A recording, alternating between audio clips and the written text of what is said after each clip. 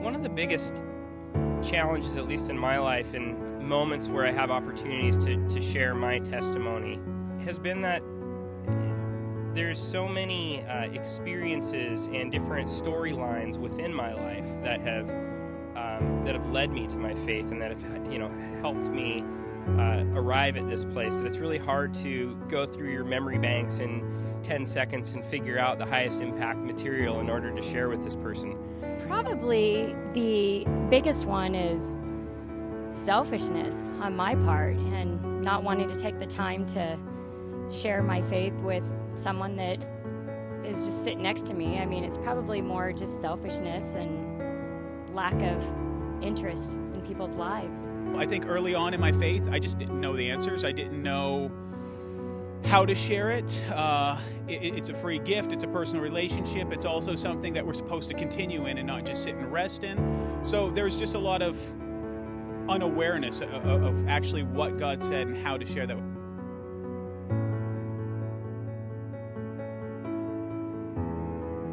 Absolutely, I do.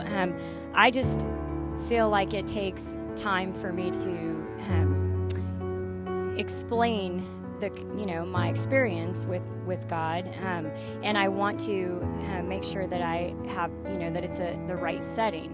But I don't always let the Holy Spirit work through me to just share that story with, just anybody. But I've done it before.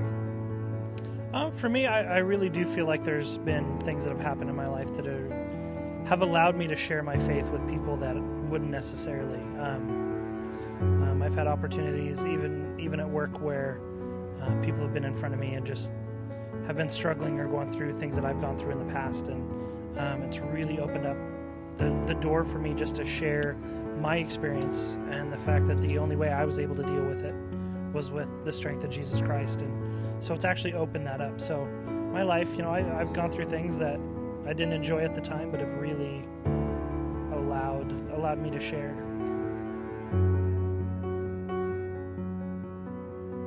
The times that it goes well with people is when they've absolutely hit rock bottom and they have there's nothing else they can rely on or need.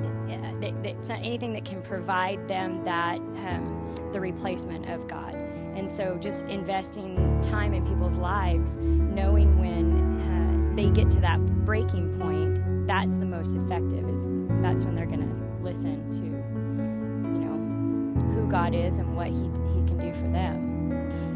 One of the biggest things for me is just really getting to know people on a deeper level, and then through that, kind of earning the right to understand them and earning the right to share my faith with them.